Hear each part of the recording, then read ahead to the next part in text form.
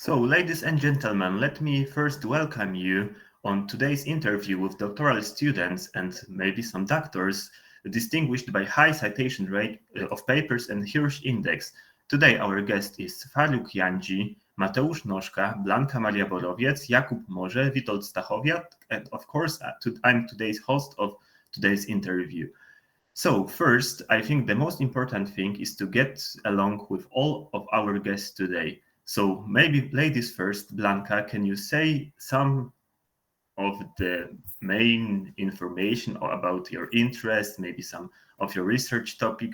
So please introduce yourself and say a few words about you. Okay, so can you hear me right? Okay, so good evening. My name is Blanka Borowiec, and I'm currently studying at the doctoral school of the Karol Marcinkowski Medical University in Poznań. So, in a nutshell, my research, the current research, concerns the influence of the artificial saliva and extracellular vesicles on the wound healing process. And this is the thing I'm actually researching right now. And I also did some research on prostaglandins and births in women, but it was like a bachelor's. So yeah, currently it's only wound healing and artificial saliva, which is very interesting. So yeah, that's all. Thank you. Okay, thank you, Blanka. So maybe next one, Faruk, can you say some words about you? Good evening. Hello, everyone. Thank you so much, Adam, for inviting me. I'm Farooq Ahmed Janji from Pakistan. Currently, I'm doing PhD in chemistry at Gdansk University of Technology. I'm working on two active projects. First one is related to my PhD thesis. It's about the synthesis of green solvents. It's like a deep periodic solvents for environmental applications. And the second one is about the collaborative research project between the Gdansk and Gdansk University of Technology and Mexican University. It's about the synthesis of 2D materials for wastewater treatment applications. And I have a good research articles and good H index. So we will talk about this later.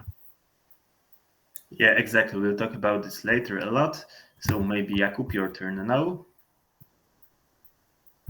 I just need to unmute myself. Hello, my name is Jakub Morze. Thank you so much for having me today. As Adam mentioned, I think during the unofficial part, I'm currently a postdoctoral fellow at Chalmers University of Technology in Gothenburg, Sweden.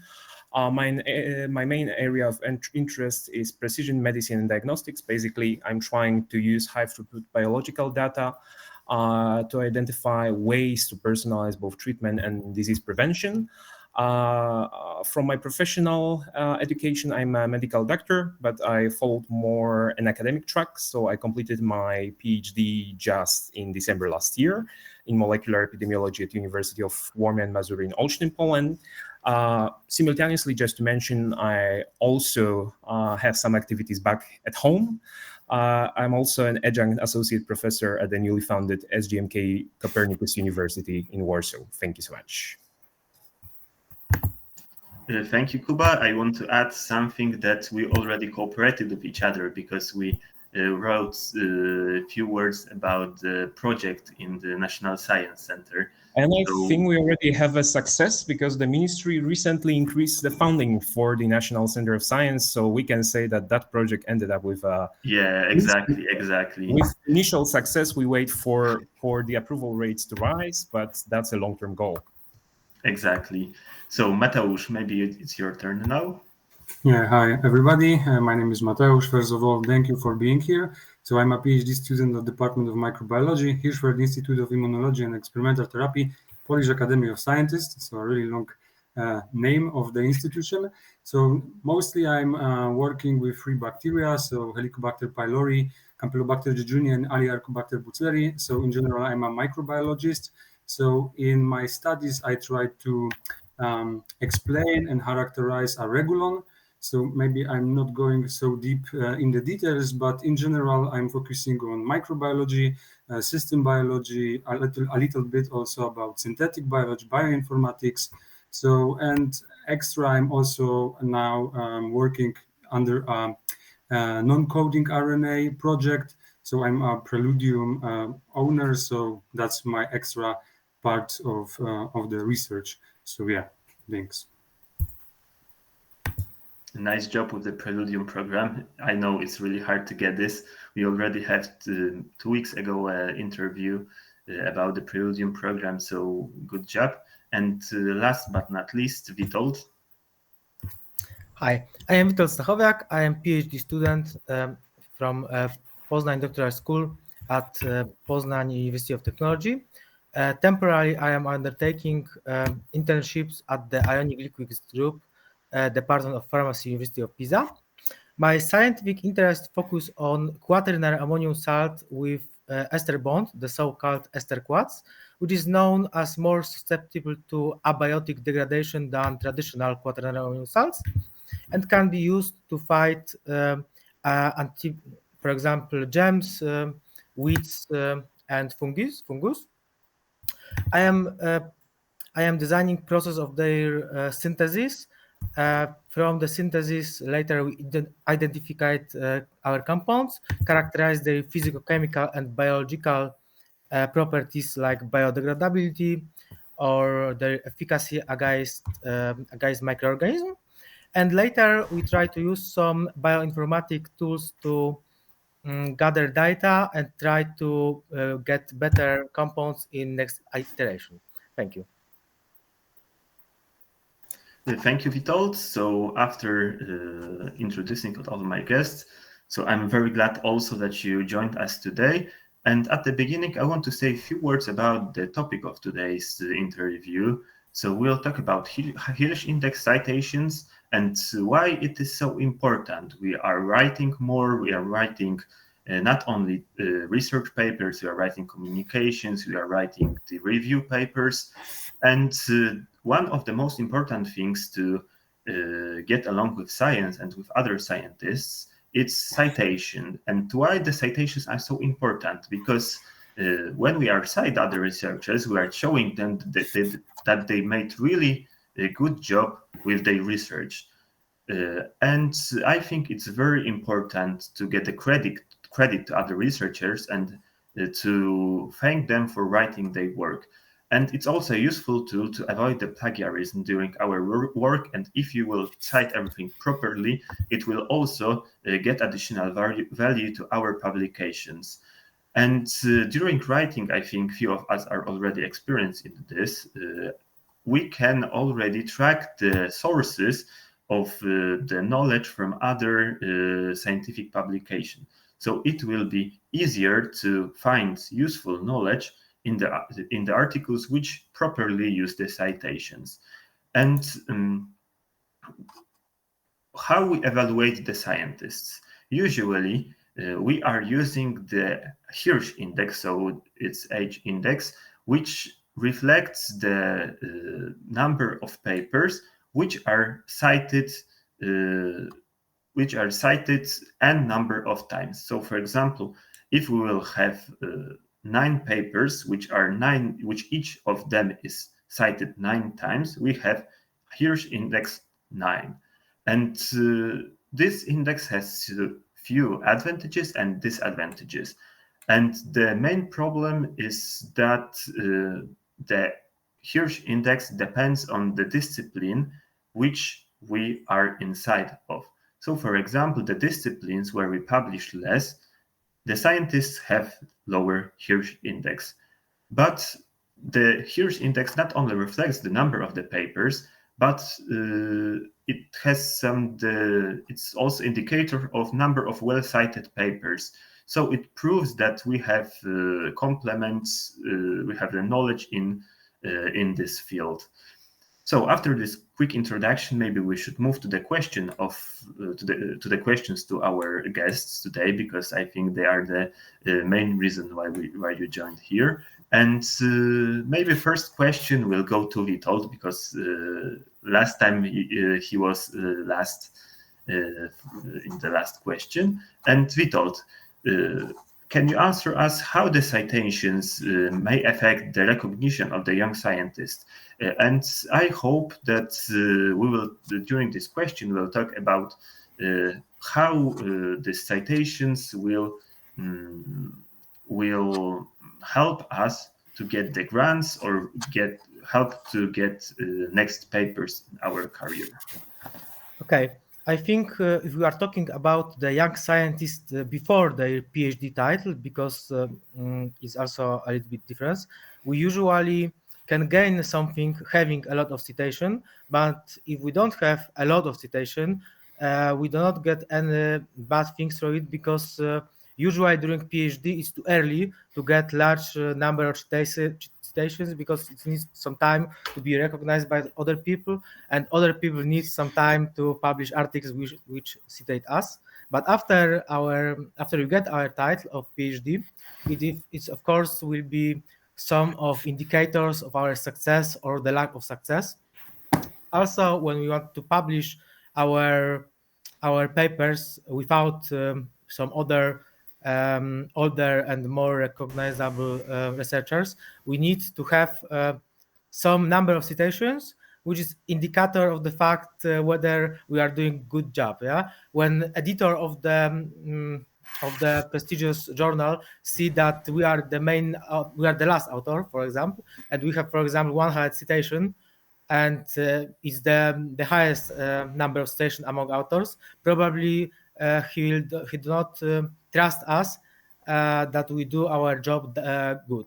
For example, some time ago, I tried to publish review about Esther Quats, and the best of our authors have about 2,000 of citations. I don't think it's so low, but we get a lot of bad response from journals, because they think that if you want to publish something like that, you should be more recognized, and you should be at the top of the researchers, like people who have 50,000 citations on things like this. Yeah. Yeah, thank you for your answer. I heard about two strategies of writing review paper. Some researchers write them at the beginning of their way because they want to get a lot of knowledge about one topic. But other researchers think that first you should make few research, for example, for last 3 years to write a review paper. So this could be interesting in this case, which you said that you have already to be recognized in the field. So maybe the next one, maybe Mateusz. Yeah, so I think that at the beginning of our journey with science, it's more important to produce a really good quality paper. So quality is better than quantity. So of course that's my opinion, but at the beginning to produce one good paper, for example, during the first 4 years, it's impossible to get a lot of citations. It's better to create one good paper. For example, I think that it's possible for more of us to start with the top, for example, from the science or from the nature on the cell group, to send this paper there. And then after many years, we will gain a lot. But at the beginning, citations, in my opinion, are not so important.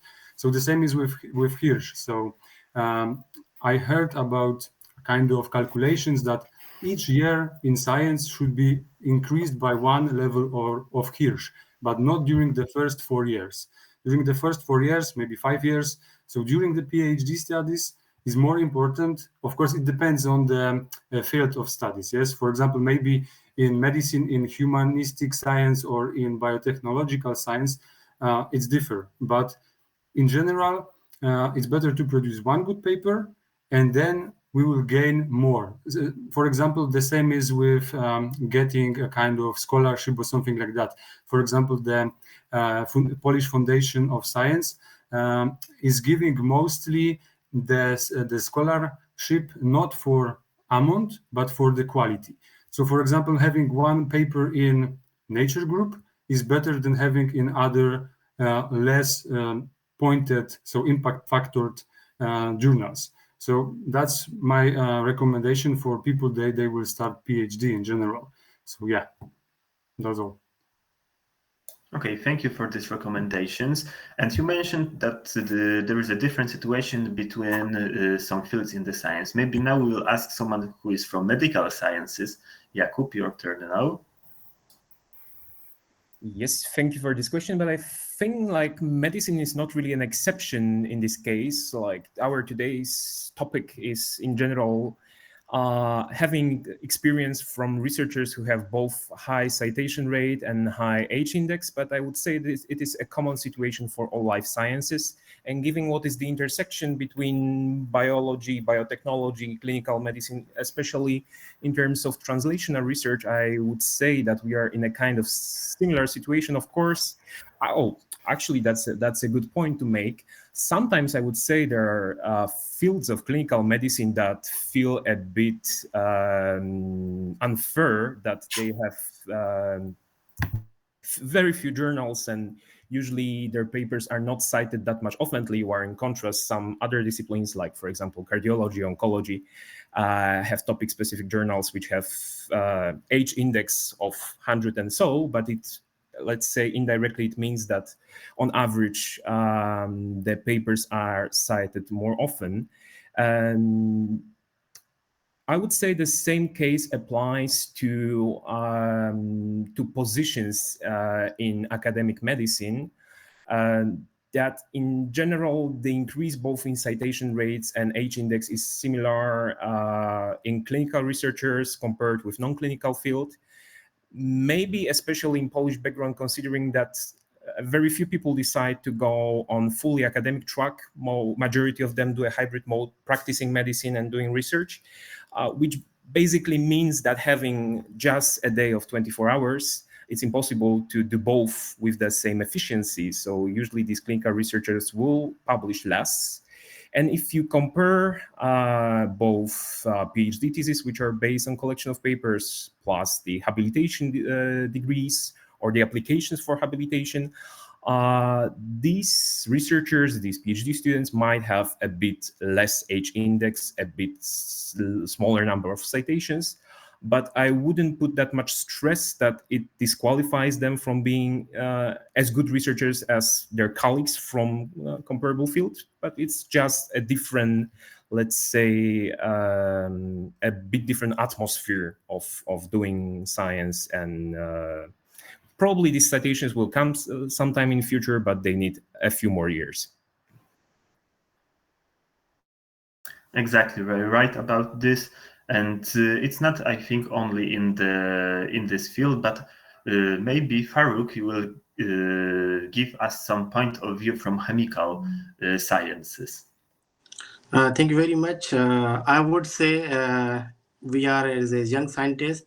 So first, I will go with Matthews that we have to write quality paper because in the beginning stage we have to write paper that should be like a novel. Try to find a gap, and it will give more citation. I have a very good example. And because recently I wrote one article because everybody was writing about the vaccine-based membranes for water treatment. But then I found one gap about that. Nobody wrote like antibiotic separation, because antibiotic is also waste, pharmaceutical waste. People are throwing in industry. So I compiled all the data and I published, and I was really surprised that I got in 2 months 38 citation. It's like I was really, and now it's like a highly cited paper. So first we have to write very good paper, try to find a gap, and then we can reach the citation. Yeah, citation is play a very important role in like if you are applying for any grant, in any fellowship, and it will give you edge. Okay, thank you for your answer, Farouk. I think we move to the next question of our interview, and I wanted to ask you, in your opinion, what characterizes a scientific publication that can get a lot of citations? So maybe Blanca, you will start this time. Okay, thank you. So I will answer this question from the perspective of the recipient of the articles, not their creator this time. But what is most important to me is, first of all, the transparency of the article and its consistency. We can also add a clear and well thought out structure of the article here. So that is, of course, pleasing to the eye, right? But also, articles should make a kind of story with a very clear beginning, a clear middle part, and clear end. Also, the abstract is very important here because, let's face it, we don't read the entire work that we save for later, like all of it. We usually look through the abstract as the first thing, so abstract should be top notch. And additionally, a good quality figures and tables for me. I think that most people are, visual learners. So, yeah, a graphical representation of the data will be better digestible for most of them. And of course, the access to the publications, it's really also an important thing, because the publication may be great, right? But if the reader is unable to arrange the payment for the access, for example, there is simply no article for him, right? So, yeah. There are plenty of these things, but here I think they're the most important. Yeah, so how an article looks like, how you can read it, and if you have access to it or you don't. Okay, thank you, Blanka, very much for your talk. I think you mentioned very important question about the open access of each article, because in my opinion, all the articles should be open access for the scientists and the science. And luckily, the scientists from Poland have an opportunity to publish in open access journals due to subscription of the Polish government, but no, not all of them. But we'll get back to our question, and because I think it's very important to all young scientists, what characterizes the scientific publication. Maybe Mateusz this time.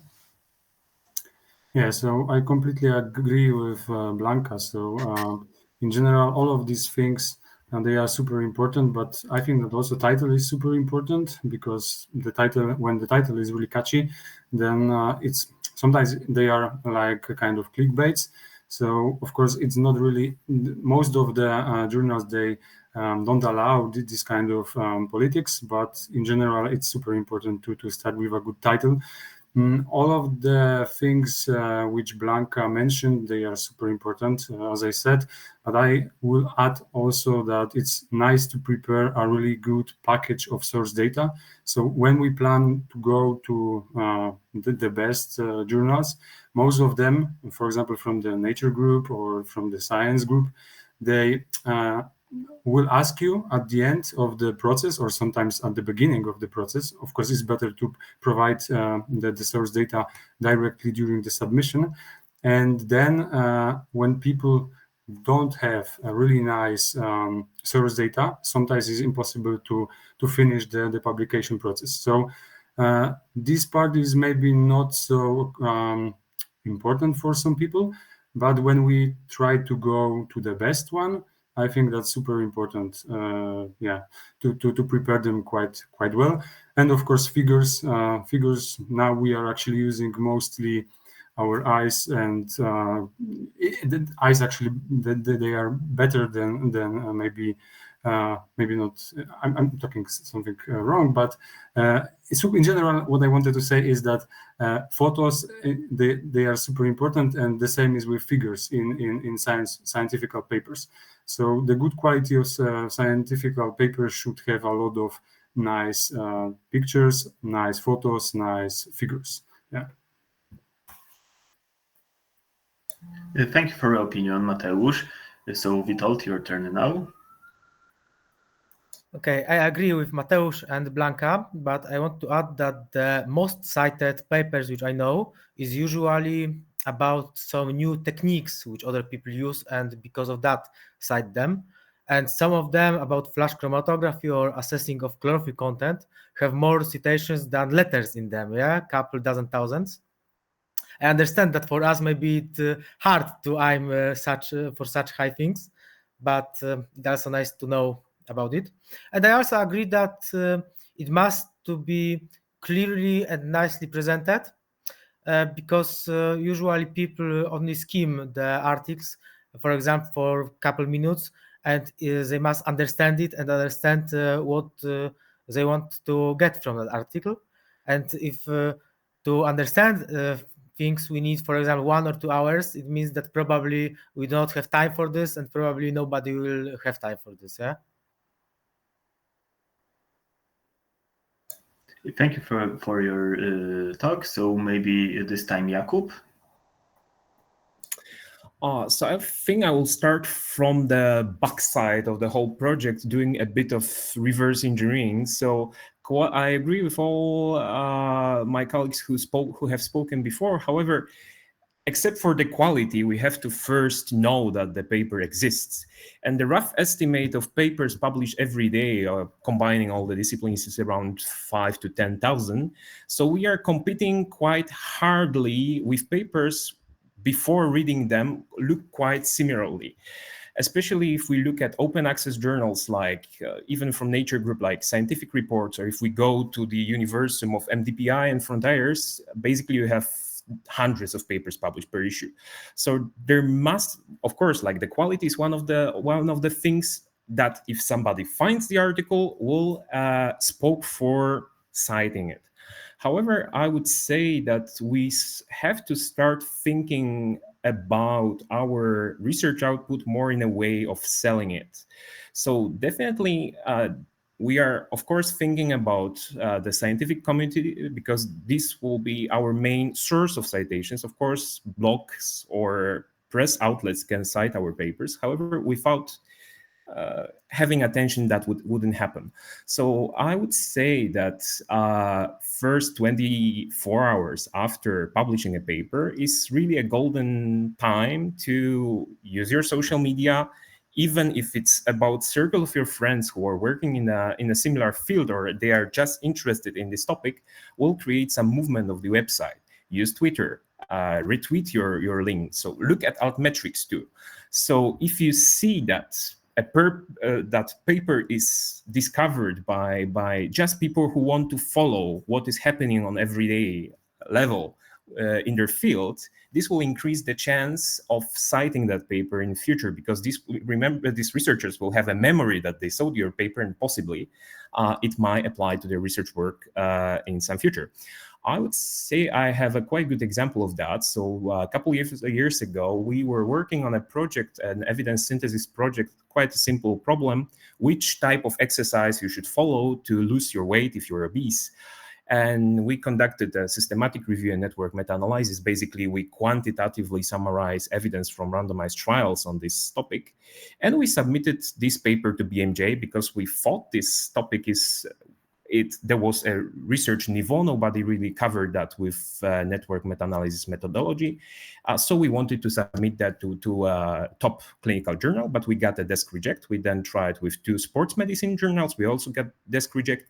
And in the end, the day after I submitted that paper to one of the lesser journals, let's say mid-level journals, I found out that the same journal we submitted to published the study, a systematic review, which was quite similar in terms of both conception and results to us. And that's on the same day, but meaning the same day, on the same day when we submitted to BMJ. Meaning that we didn't know that paper exists, so it wasn't innovative anymore. But when they managed to publish that in Obesity Reviews, that was the journal, they got the altmetrics of 130, I think. So basically, Twitter retweets at Twitter at the time, now X, contributed to that number. My paper and that report I mentioned are almost equally born. Maybe there is a 6-month difference, but my paper is cited 12 times now, and the previous one is cited around 100 times. So it really shows the difference, that despite the fact that our works were equal, they were first and they got the credit for that. So basically, I cannot say that my paper is of lesser quality. We came to similar results with similar even pool of evidence we used in this review. But the only reason for their success was the fact that people know that their work exists, and probably that number of people is larger than people who are aware of my work. That's a bit sad, pessimistic scenario in terms of this paper. But in general, summarizing that, I would say that promotion of the paper is equally important as the content, especially when competing for getting the person who will cite our paper. Thank you for your answer. I want to add one thing, because the competition in science is really, really, really big. And on Earth, there is something like 8 billion of people. And why, when we will compare our research in that amount of people, already maybe thought or write something in our field, or the same, or he had the same thoughts about making research. So maybe we'll move to the last one. Farouk, do you want to add something to this topic? Yeah, I totally agree with all the speaker, but I wanted to add something that beside the promotion, novelty, and significance, you need a strong collaboration. If you have a good collaborator, I mean, they have a good profile, like especially in Europe, the people, they're focused on that who is the last author. If he has more citation, like he has citation like 10,000 or 20,000, then your paper will receive more citation. So means they believe that this is a more authentic person. I mean, it's so when you are writing a review article and a research article, try to look a person that he is working in your area, and it will boost your citation. Because I have a very good experience, because in the article I have a collaborator from the Netherlands, so even from the Sharda University, even from the Mexico, so I got more citation. So in this way you can add more citation, but the paper should be the storyteller, because only few people they are reading.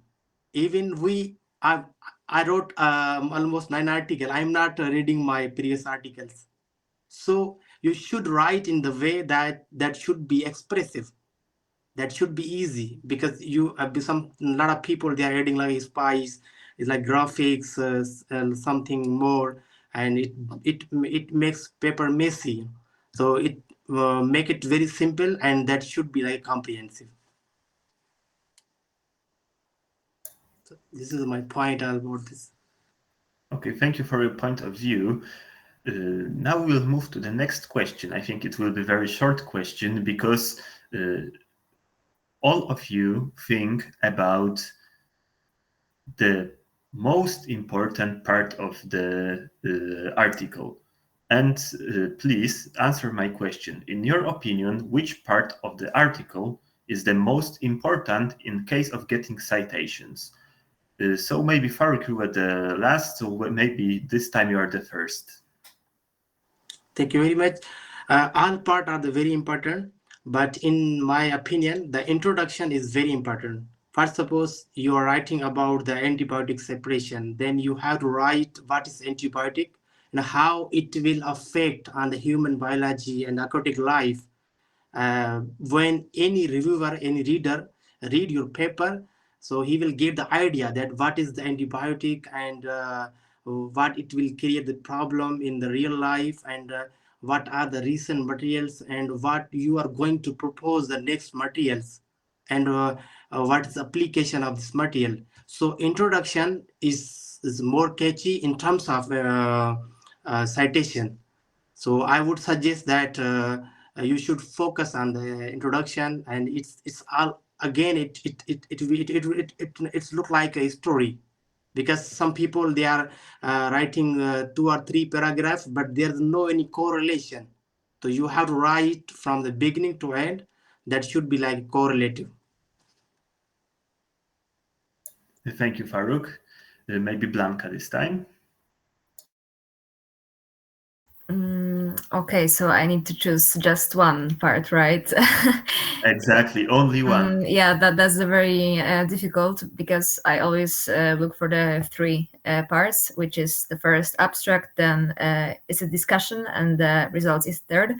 But I would say for the citation, right? Just that is citation. I think it's discussion, because for me it's even more important that abstract sometimes, because you can have the results, right? You can have the amazing results, but if they aren't discussed properly, if the reader doesn't see a whole range of the point of views that are of course discussed in the discussion, then it might not, light up the light in their head that, okay, this is the work for me. Right, of course. So the abstract, of course, title, of course, but I think discussion is the main character here. Yeah. Thank you for your answer. Jakub, this time your turn. I would say that the sad truth about citing a paper, of course, we are assuming an ideal condition that somebody goes through the full text, but sadly, and this is confirmed by empirical evidence, many people have quite poor citation standards, meaning that they are not reading the full text. There are many reasons for that. Starting from the fact that the full text article might be not available and they have no access to that even via Sci-Hub or other illegal sources, but usually sometimes it is just a subjective choice to do so. And then the only part that is left for such a bad citer to decide whether a paper is eligible or not is the abstract. So I would say that truly these 200 or 300 or 400 words that can deliver our main message are the most important here. Thank you. Mateusz, please. Yeah, I think that we discussed actually most of the parts of the paper, but I think that the last one could be the founding. So it's also really important when the founding is good. For example, when PI or the main researcher got a kind of funding, for example, from the European Union, like ERC grant, or from the National Center of Science in Poland, then the possibilities of being cited, maybe not cited, but maybe to publish the paper better is actually easier. But yeah, I think that it's one of the possibilities, but still most of these parts which we discussed, they are more important. But still this part is also, I think, important to show people that we are actually in the topic, that we have idea, that we got the grant, and now we are releasing the data because we had the idea previously. So that's, I think, also important. Yes, also money gives you a possibility to make better research, to use more modern equipment, to use more precise devices, to have international collaboration, to go for the scientific conferences. So the money gives you a lot of opportunities to improve your scientific work. So Witold, you are the last one in this answer for this question.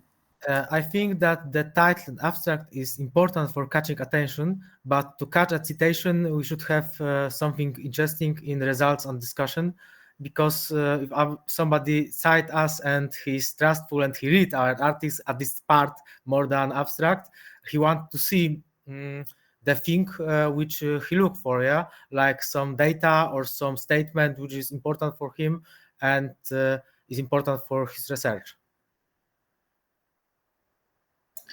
Thank you for your answer. So we have 5 scientists, and each one of them had different opinion on this topic.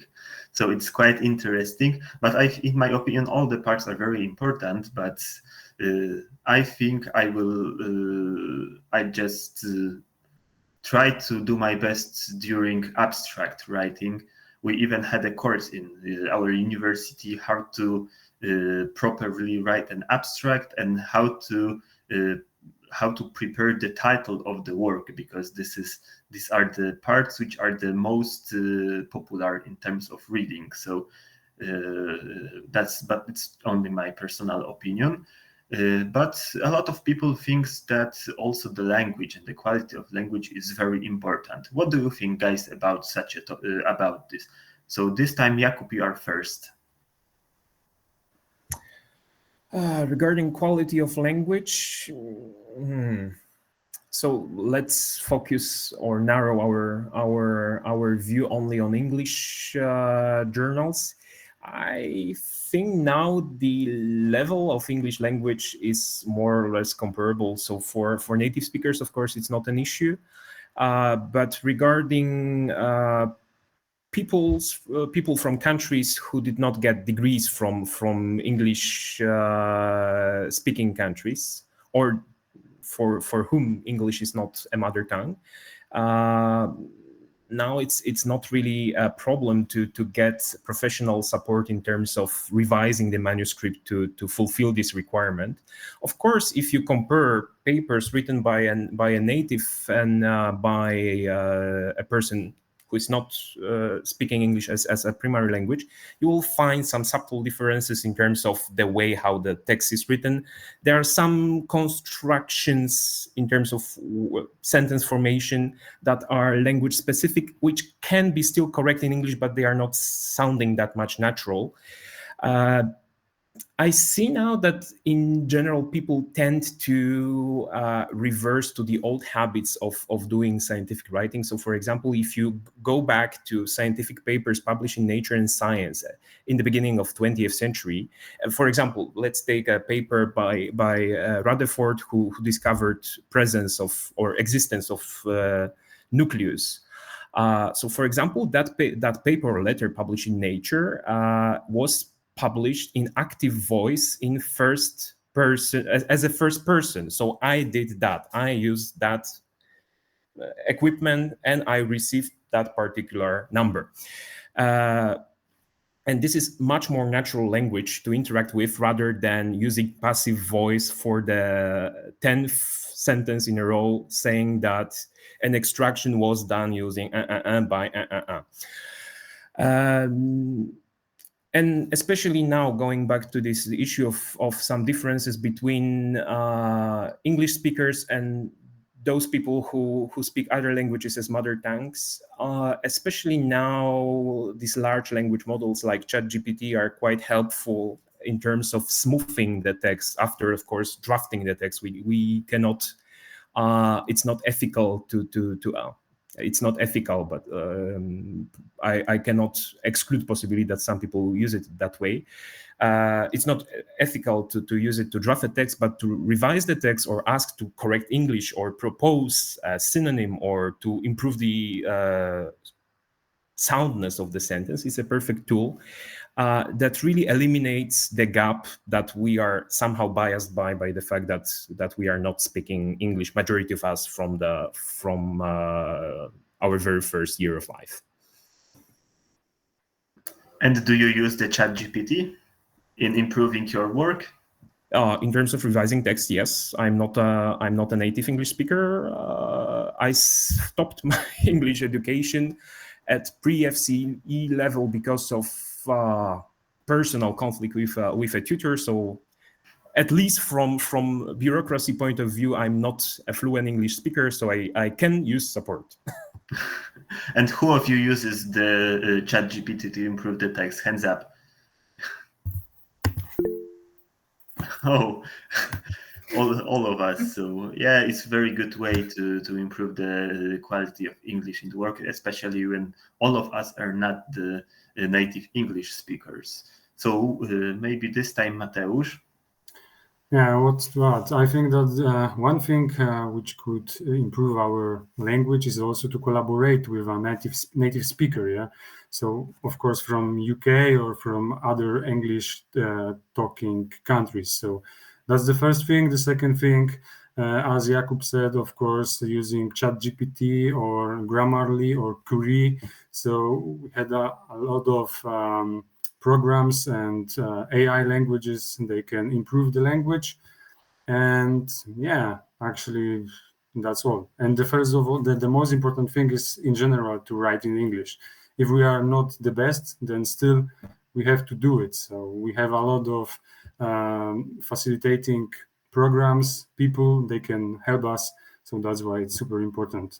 So yeah, maybe writing in Polish is also nice, but the influence and the impact on the society will be not so huge. So that's why it's more important to write in English and to publish in English journals, English publishing houses.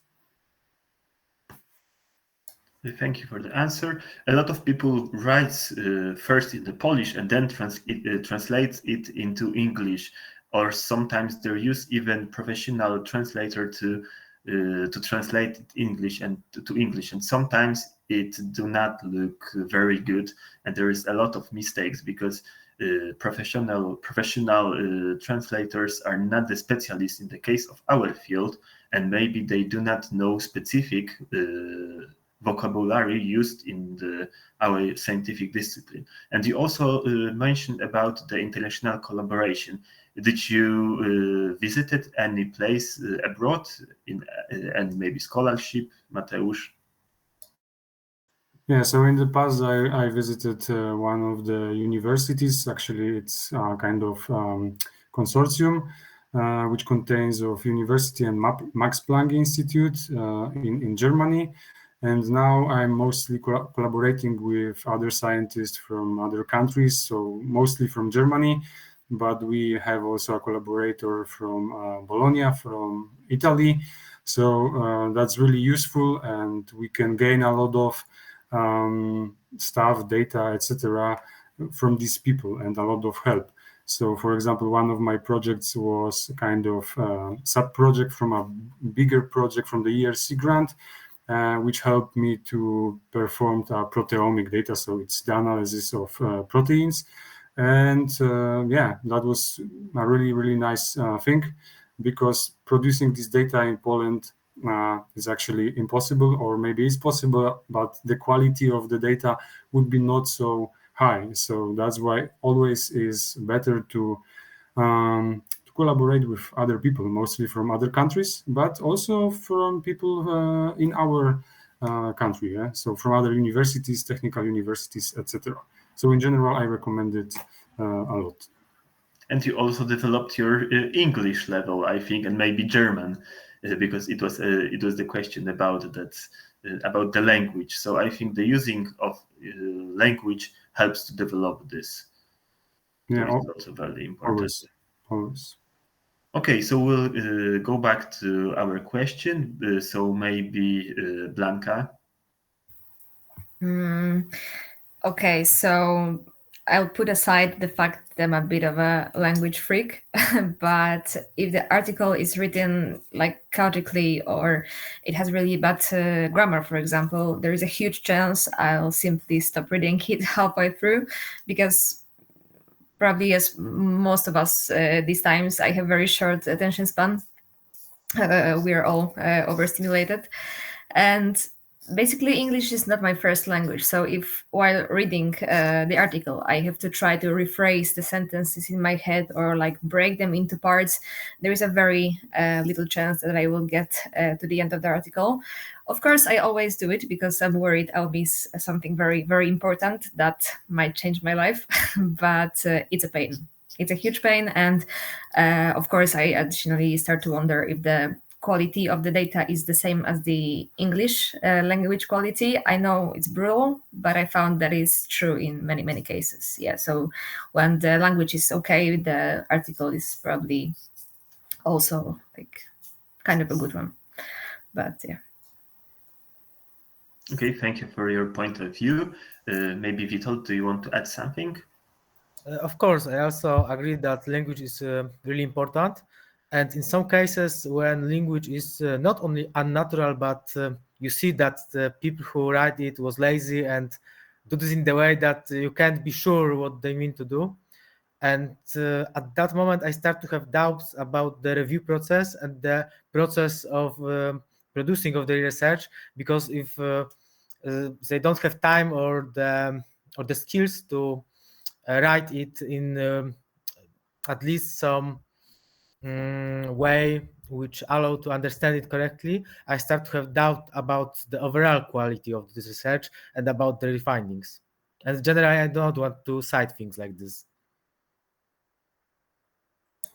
Yeah, you're right about this, because it could always shows how we treat our work like. So when we want to shape our English to the really nice level and it doesn't look so nice, we will try to make it even better. But when we just publish something like this, it managed that we didn't make our best to publish such work. And Faruk, your turn now. Yeah, I agree with all the speakers, but I wanted to add that what I'm doing, I always follow the articles in high impact factor, like in Nature and Chemical Reviews, and that's written by any native speaker, like from UK or USA.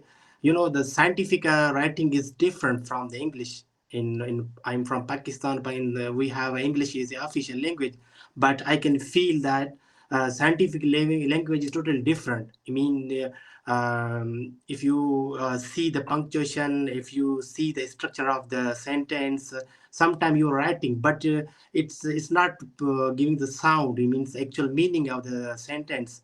Then you have to use a lot of AI softwares like JetGPT that we mentioned. I still I'm using, and like if Quillbolt for rephrasing.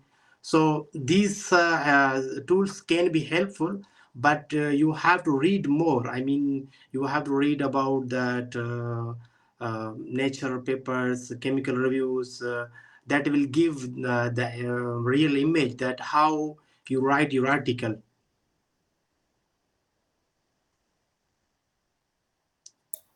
Okay, thank you very much for these words. And previously, Jakub mentioned that a day has only 24 hours, and sometimes we don't have enough time to make all things we wanted to do, like you said in your medical field. And sometimes we have to publish something really, really fast. And we publish even good quality works in the medium quality journals, or sometimes we even publish in predatory journals. And this is the topic of my next question. What do you think is more important to get citations? The quality of the research we made or the quality of the journal? So this is especially for this quick publishing road to have this article. So this time, Witold, you are first. Okay, I think that the more important is quality of the research and the way of dissemination of the fact that we publish it, and the journal it's also important, but I think it's more important for assessing us when we apply for something than to gain actual citation. Thank you. Jakub, maybe you want to add something? I agree with Vital that journal is not the most important thing. I saw papers from Nature and Science which did not get that much citations as they should, looking at impact factor as a sort of average citation indicator. On the other hand, I saw papers published in these low-tier open access journals which were never cited. And we can reverse that, seeing highly cited papers in both bins. Of course, I would feel more comfortable, like even if it's not something based on objective ground, that if I'm creating a sort of literature list that supports a sort of chapter in a grant application or in my paper, I feel somehow more comfortable if I see the old journals, even if they are low tier, those which are not open access or purely open access, or those from so-called paper mill publishers. But sometimes if we find a reference for a certain sentence or a certain claim we want to make, and there is a direct evidence that even that this particular publication, even if it comes from a shitty journal, really supports that, and that's the only source of knowledge that we can find in any bibliographic database, we should cite it. Like it's not a fault of authors that they publish a work in such a journal. Like the quality speaks for itself. So if we do all the steps that we need to do. So we read the full text and we say that we agree with that, and the work, at least for our judgment, is rigorous and valid. Why not? Like, therefore, I would stick to the quality of the article itself rather than to journal. Thank you for your opinion, Blanca. Yeah, I completely agree with Jakub. And this is a really difficult question to answer, especially in the recent years when the phrase, like Adam said, predatory journals is like heard everywhere, right? But I think that in the end, the quality of the research will be more important here, at least in most cases, right? And it is known that prestigious journals usually do not have space for low quality research. They do not accept this kind of articles. But access to the journal is so financially difficult that sometimes we simply do not take advantage of what they have to offer, the journals. So the truth is that quality will defend itself. If it's not by the journal, it's probably by the number of citations. So yeah, I stand for quality. So we stand Of the for the research. quality of the research, exactly. And you stand for the quality of the research. And maybe, Farouk, what is your opinion about this topic? Yeah, I would say that the quality of the research is very important, but some journals, they are very like open access. A lot of people, they believe that if we publish in MDPI, we will get full citation because it's easy access. When you Google the title of any paper, and it will download easily. So if somebody can reach the article, he can read, then it will help in more citation.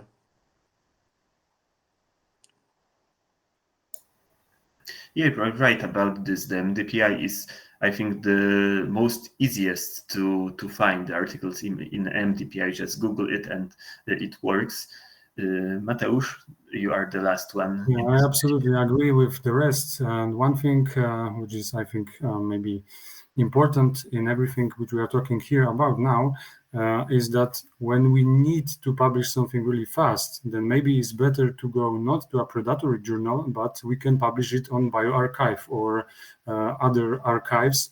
They are actually allow us to put it directly without review, but we can actually say the rest of the work that we did it and we are the first.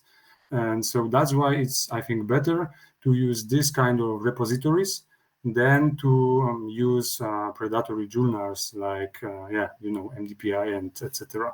So it's much better. Thank you for answer. Some people are also using the preprint option. So when you are sending an article to the journal, they give you opportunity to also report a preprint. So they at the day you sending them the article, they posting your preprint. I think it's getting more and more popular. I think I had already 3 articles in such a way. I have a good opinion about this. Maybe someone want to share also his opinion about the preprints. Yeah, so bioRxiv actually is a preprint. So sorry, I forgot to mention about that. And we did it also, and that works quite good because, as I said, you are at this moment the first person who did it, and now, yeah, everybody knows that. But still, you can go with the paper to better journals, and you can wait for the review and all of the process.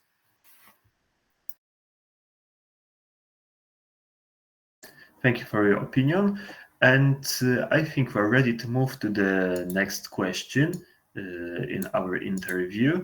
So previously, Jakub also mentioned about the promoting of our research work in the Twitter or in other sources. And in my opinion, it's very important to increase the visibility of our work in the scientific community, but not only the scientific community. We also can go to the media, to the TV, to sometimes to the newspapers or media news to share our work with other people. And what strategies do you use to promote your research and increase its visibility? Maybe Witold, you are first. Okay, so I think it depends about our field and about the type of research which we published. But for example, one of the strategies which is now I know is of course posting it on X, formerly Twitter. If we have some of other researchers in our circles, to have it on our ResearchGate account, because for example, I spend a lot of time looking at my colleagues from other countries to see what they doing at that time or what new findings they published. And also, if we have some more basic findings, it's good to review articles on Wikipedia and use our findings to upgrade them, because a lot of people look at that pages and it gain us a lot more of visibility and citations. Thank you. Okay, thank you for your answer. Maybe this time Mateusz. Yeah, so I think that using general social media to release our data is super important nowadays. So, for example, I'm using the X, so the Twitter, and also LinkedIn, and yeah, what else? So we are also putting nice stuff directly on our sites, so from the institute. So that's also super important. Yeah, so going to other people is super important to increase knowledge about what we are doing. So maybe that's why we are here also today. So yeah, that's right. You are here to share about your work and mainly about the experience in the film of making the scientific articles about being visible. So maybe the next one, maybe Faruk, you have some point on this, maybe? Yeah, promotion is very important. I would say that you have a lot of options. You can post on Twitter, LinkedIn, ResearchGate, Google Scholar. Even I am posting and sometime making history on Instagram as well, Facebook, and even I'm writing also blog. I'm making like a conclusion of my article that what I did, because a lot of people they are not familiar with the research. They love to read your blogs, that and then you read and they mention. So this is my opinion, this is my strategy what I'm doing. So promotion is very important. It's like marketing. You have a shop and you are doing nothing and nobody will come, and you have nothing. Yeah, you are just selling ourselves and selling our research. And maybe we'll check how good at selling his research is Jakub. I wouldn't say that I'm that good person in terms of selling research, especially in terms of using social media. I'm rather a passive user of social media. Judging at based on my Instagram, I haven't posted anything since 2022. But in terms of like when it comes to research, it's part of my job, so it's not about sharing my private life, but more about sharing my work. And I think I can summarize that going platform by platform. My experience regarding using Twitter is that if you don't have that much number of followers, it's really hard to produce a content in terms of tweet. Also, there is a limitation of tweets, because if you don't have this blue sticker, which was introduced by Elon Musk after buying Twitter, you cannot make really long you cannot post that much text, so you have to be very concise about your message. But if you don't have that much followers and you cannot provide a substantial number of reposts in a given period of time, it's really hard to keep this post in any sort of active zone for a longer period of time. In these terms, I would say LinkedIn became a bit better. I see that posts about new papers and so on, project grant, approved grants circulate much longer than those on Twitter. Regarding ResearchGate, I think it became a bit outdated. I use it more in terms of retrieving papers rather than making really networks with other researchers. So LinkedIn became now a new top one. But it's constantly changing. Like we got new products. Like 5 years ago, everybody used Facebook. Now it becomes a bit old-fashioned tool for boomers, at least according to Western colleagues. We are still using Facebook. But I think like this is what we can do ourselves because we are the administrators of our accounts. Sometimes it's good in terms of Twitter or LinkedIn to add a connection to account hosted by a journal or by a publisher, or to add co-authors. And here sometimes being a good researcher doesn't mean that they are good social media users.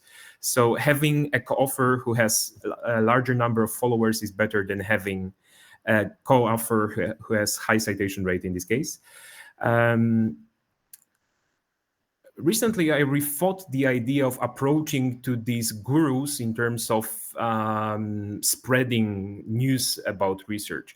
We usually underestimate them because these are colleagues who maybe did not succeed in academia, but they have a very useful set of skills that they can transfer. Mambo jumbo, which we create in our research papers, which is not understandable to average population, even if you consider, like from my own background,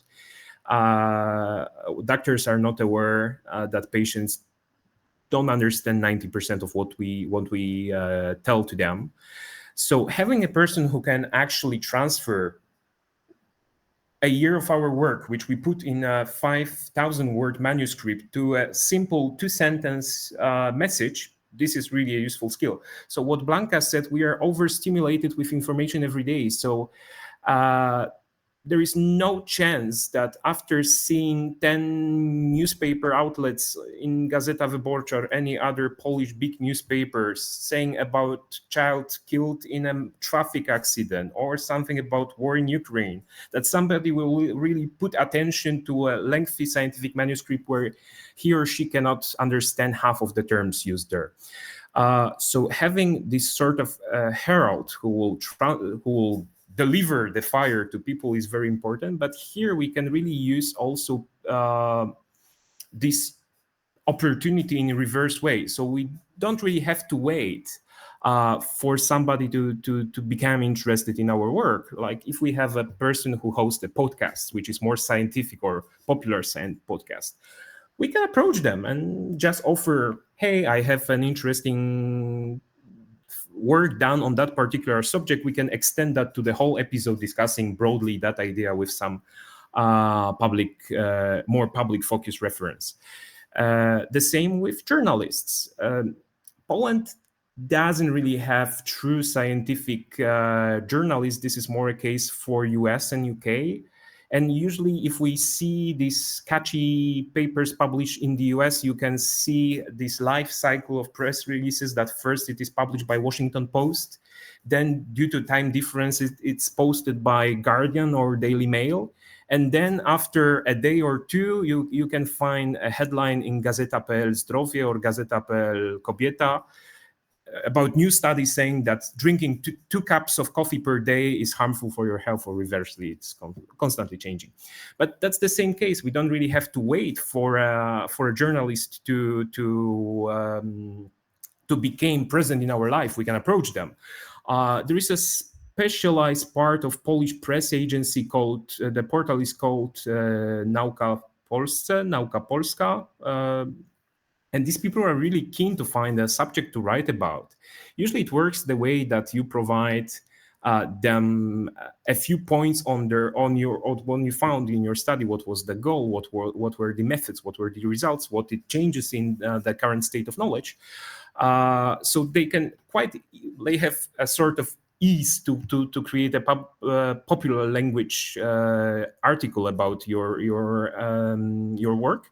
And this paper written by them, despite the fact that it's published in this Nauka w Polsce website, it is usually or it is often reposted by these general newspapers in these sections on health, science, technology, or others. And this is how you get visibility. So sometimes I would say, even from a grant reviewer perspective, even if this is a person who is not that closely related to your field, but for example, if you see an application as a grant reviewer, if you see an application from a guy whose work you see on a newspaper, I would say this gives you higher visibility than being one of 10 people working in Poland on that particular topic. So we don't have to be shy. We have to be more aggressive, because, that's the case. Science is not very different from art. So we cannot request people to that every piece of our work is needed, but we have to convince them that it is needed and that it is important. Not only from perspective of getting money, because convincing a funder is a very important thing, but the main goal of doing research is to change the world. So sometimes we have to convince people that that work is really changing the world. Yeah, thank you for this opinion. And I agree totally with you, because we are the special case of the writers. But we do not write popular articles, we just write scientific articles. And for us, it's hard to change it. It's hard to change our language to write it like it is for the normal journal or for the website. And but I noticed something very good here in Poland, that more and more people is getting along with the popularization of science. For example, we have such a program like Popularyzacja Nie Boli, and I think a few of us already heard about this, but there you can hear a lot about the scientific research of PhD students and some young researchers. And I want to also add one thing, because once I discussed with one of the famous reporters from the TV why they don't present a lot of scientists. Why? Because the scientists are not going to them. And first, we have to go outside with our research, not be closed in our scientific cages, but we can, this is a fact, that to few of the TV stations or even to the newspapers, we can write an email or contact with them and apply for the for adding to the list of the specialists. If they will add you to the list of the specialists, they will give you an invitation whenever they will talk about such a topic. For example, they will need the specialist in the case of the desalination, for example, and Farouk joined to the list of the specialists in this case. So they will write an email or a message to Farouk. They need the specialist for interview, and this is one of the methods how we can join to the group of the specialists. But I have one additional questions to you all, and maybe if you want to answer my question, please give hand up. Maybe you want to tell us more why it's important to update your scientific social media. Because, for example, Kuba said that he posts his work on the LinkedIn or other fields, and I heard that a lot of people can get even job offers or internship offers through such portals. So maybe Farouk, you will be the first one here.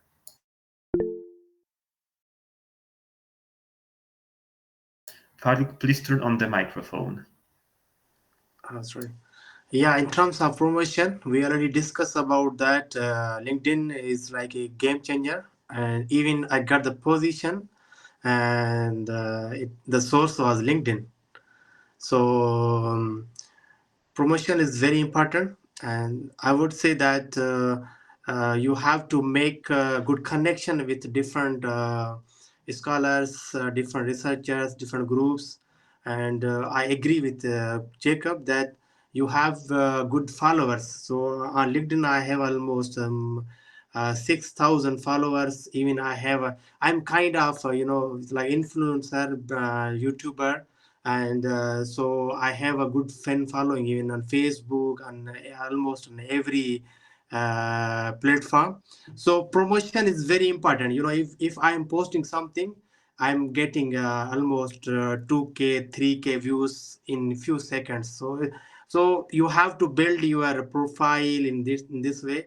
And if you have like this, then you can publish, you can post your scientific articles, what you have done on social media. And it will boost your profile. And I made a lot of good connection on even the research gate.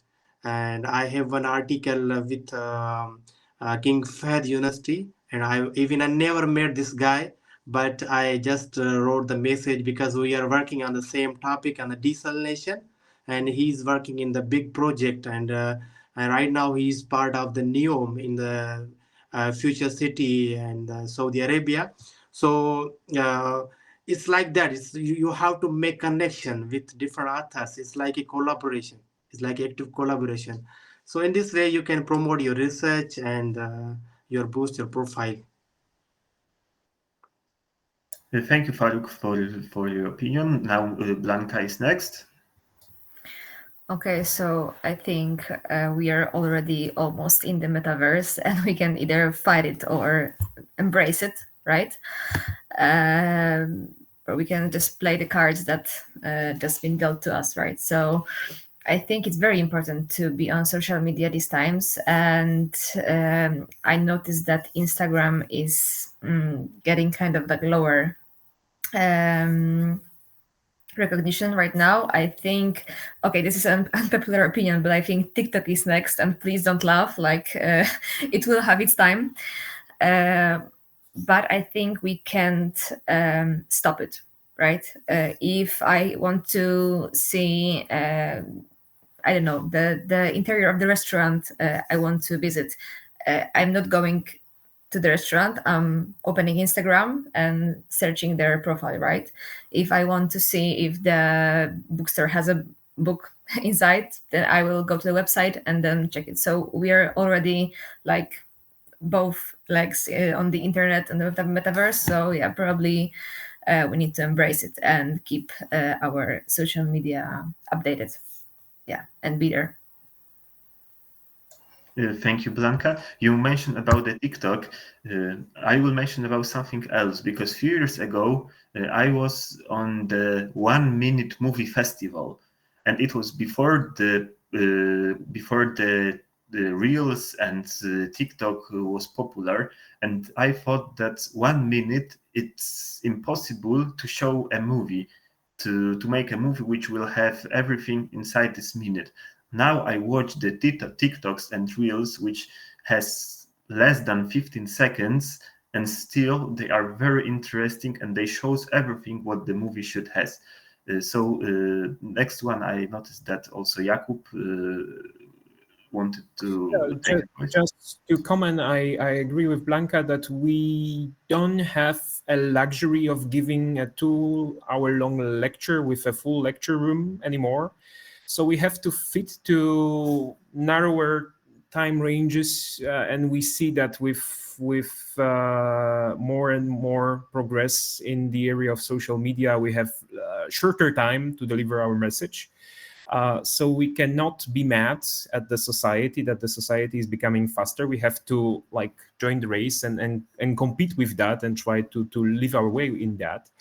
However, one more point to our previous focus, which were press releases and the chances to give our message to the world, like it's a two-edged sword. So of course, it's great to have your 5 minutes of fame. However, I know examples, and I think that everybody knows examples, especially from COVID-related research during the pandemic, that misusing these 5 minutes of fame, of being overconfident about things that's very quickly will turn out to be totally opposite to what we have said, or making statements that can be misunderstood. This is not only relevant for culture in terms of using racism or discrimination-sensitive language, but also in terms of making strong conclusions about our research. So this is, I have a case. It's a case from US about a friend of mine, a colleague of mine from a department I worked in, Professor Eric Rim, who is a professor of epidemiology and nutrition at Chan School of Public Health in Boston. And he was invited as an expert by Washington Post to comment on the results on study about consumption of potatoes in form of non-fried and fried potatoes, in terms of all-cause mortality risk in, I think that was Adventist health study, so a bit strange population to study, because due to religious background they have a slightly different diet from a regular US citizen. But Professor Rim was asked about, particularly to comment about the finding that the study reported that increased intake of fried potatoes is linked with higher mortality, where no link was found for other types of potatoes. And like that's a journalist asked a very relevant question from a US perspective, from a perspective of a country which consumes 3 or 4 times more French fries than average European citizen. So what's the safe amount of fries we can consume not to die? Like, this is basically understanding of nutritional epidemiology. So how much you have to eat to die or not die. And Professor Rim said that if he was you, he would eat 3 French fries plus a side salad. And in general, nobody really understood his message. Basically, he extrapolated the link from a study and adjusted the dose or the portion level to a level that is not linked with statistically significant increase in risk. But everybody laughed at him. Like, if you Google free French fries professor or fries Harvard professor, you will find Eric Rim. And I have a pleasure to work in this department. And after this accident, everybody was very stressed about talking to journalists, just not to leave this bad fame after you. We can laugh about this particular situation, but I would say, looking at his media activity, he is now a bit in shadow, probably mostly because of this not really nice outcome of that comment in Washington Post. But this is also a good point to memorize, that we take also responsibility not only for ourselves, but also for credibility of our field and science in general. So making weak statements really gives credit to our opponents, so those who don't really treat science as something of a merit. So all people from conspiracy theory field or pseudoscientists. So we have to really focus also on our presence in media as on something that really matters, and that we take it 100% serious. I'm 100% sure that some people already Googled the 3 French fries professor on the internet. I think also Witold Google it. But I have one more additional questions to all of you, because we discussed that we are the sellers of our knowledge, of our research, and there are few methods of selling the knowledge and of our knowledge, of our scientific results. And we didn't discuss today the scientific conferences. Maybe you can share with us your experience from such a conferences. Who want to take the floor first?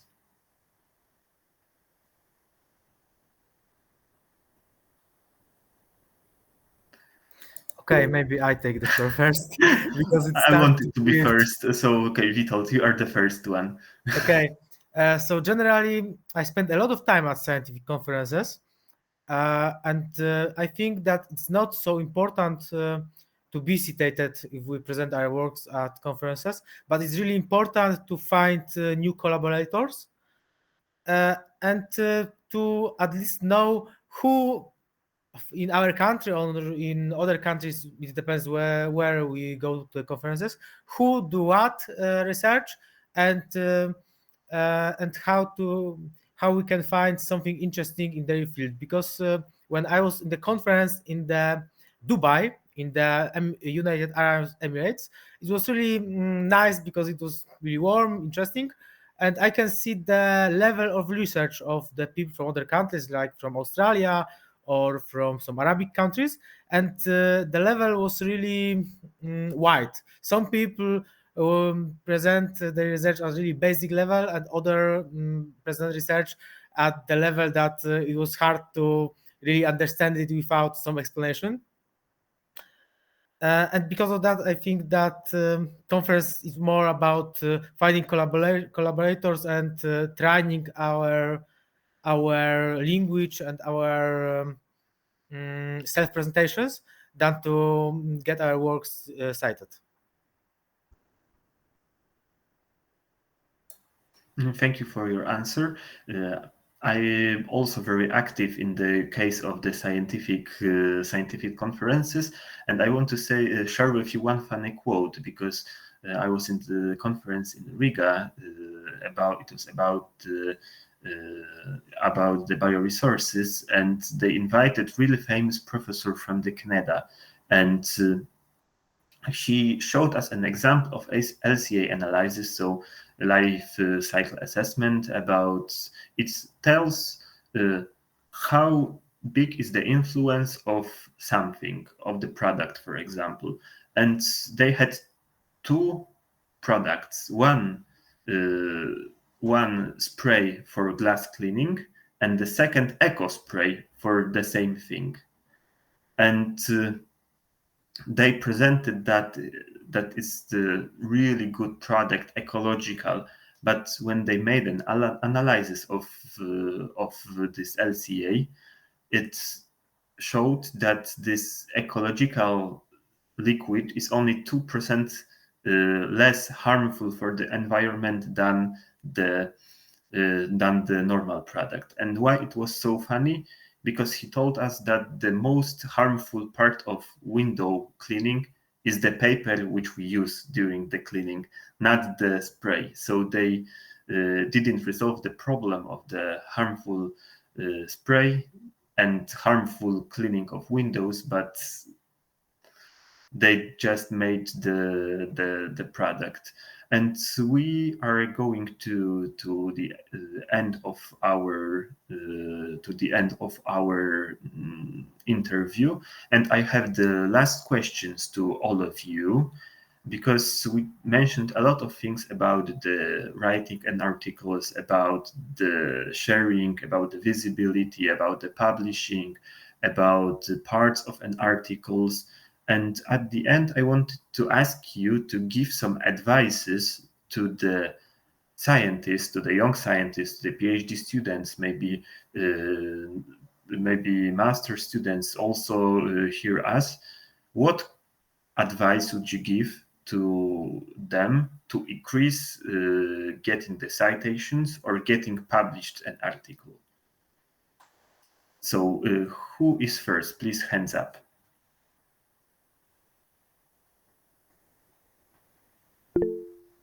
So Mateusz?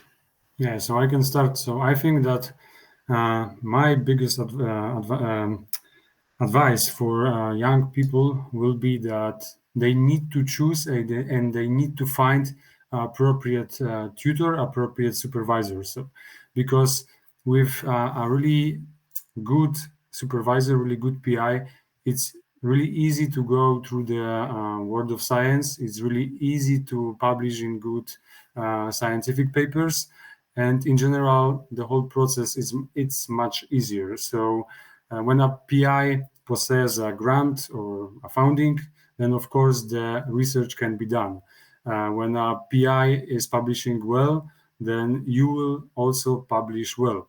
So, and everything is connected, in my opinion, with the PI. So I heard also opinions from other people from other countries that sometimes they are choosing the laboratory because of the PI, not because of the scientific interests. And sometimes it's maybe not really okay for them, but at the end, at the final stage, the possibilities of choose new work, for example, to start a new postdoc, or to establish a new scientific group, is much easier being in a good laboratory. So yeah, that's my biggest advice to these people. And also, I think that always they need to start publishing in the best quality journals. Always they can reject you, but still you are starting from the above, not from the bottom. So always it's better to be rejected from the top, not starting from the bottom. So yeah, that's my two biggest advices to these young people. Thank you, Mateusz. Next one is Blanka. Okay, so I have two pieces of advice when it comes to article, because we are talking about the citations, so probably the article here will be most important. So as the president of the last minute preparation of everything, I have only one piece of advice, like don't prepare everything at the last minute. I know it's obvious, right? But it's not in most cases.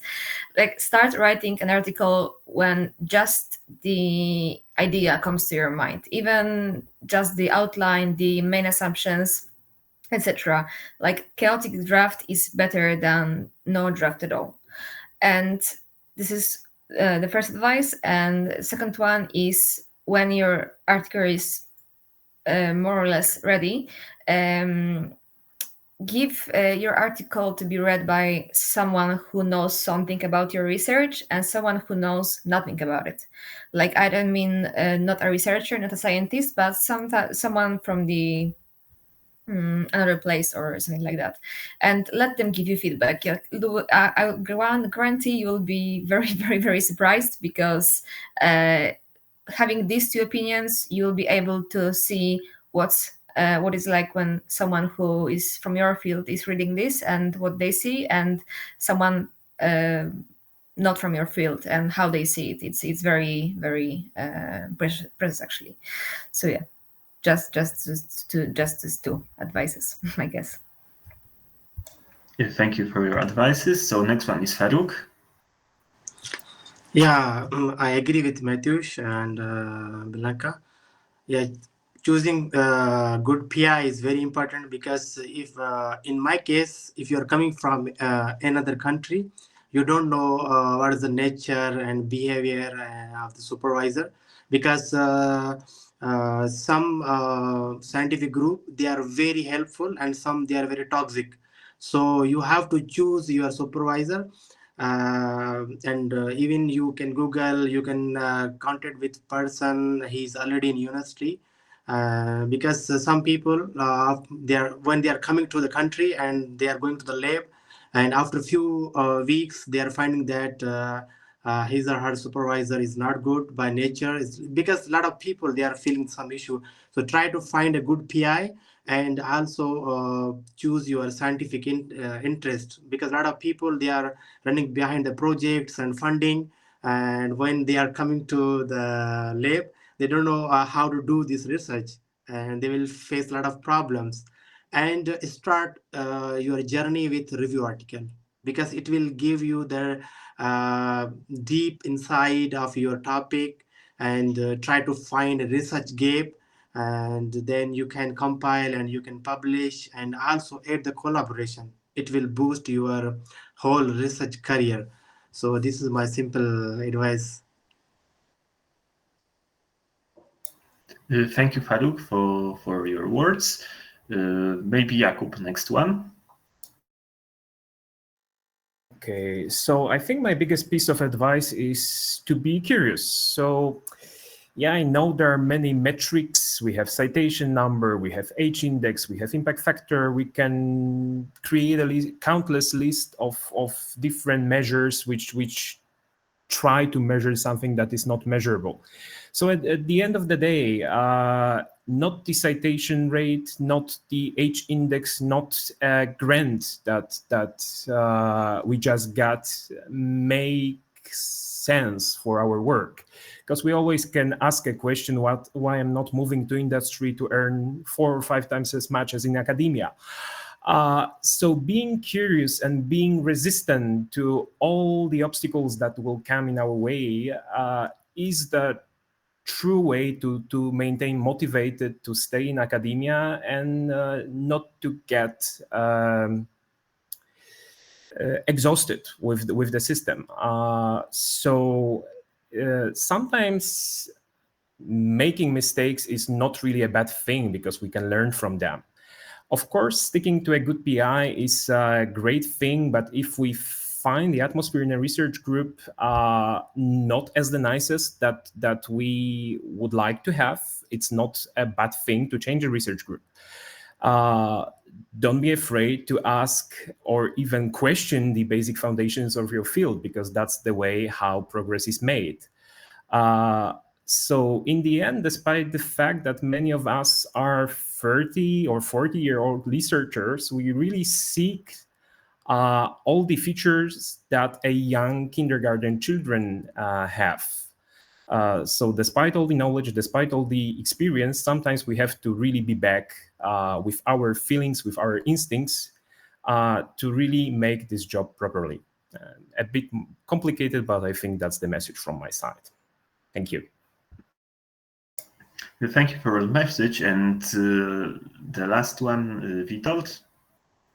Okay, I also agree that the group which we find and the PI is the most important because they provide us some baseline for our work. But to be one of the best, it's also important to have passion to do things which is interesting for us. For example, I know a lot of organic chemists which perceive organic chemistry as some art, and they don't think exactly about the utilization of their work. They are more like some children who build from the Legos, but they build from the atoms. And I also think that it's good to find some teachings in philosophy, like in Kaizen Japan philosophy, which originated from Bushido Code and mean that we should try to be better by each day. Yeah, that it's better to try to be 1% better at the thing which we do on the Monday, 1% on the Tuesday, 1% on the next day, and after a week we are 7% better. After the month we are 24% better. After a year we are about 3 times better than we was at the start. And if we try to be better at everything which we do, our research and our work, which will be easier to publish and easier to cite, and probably after some years have better impact on the field that at the moment when we start. Okay, thank you very much for your opinion.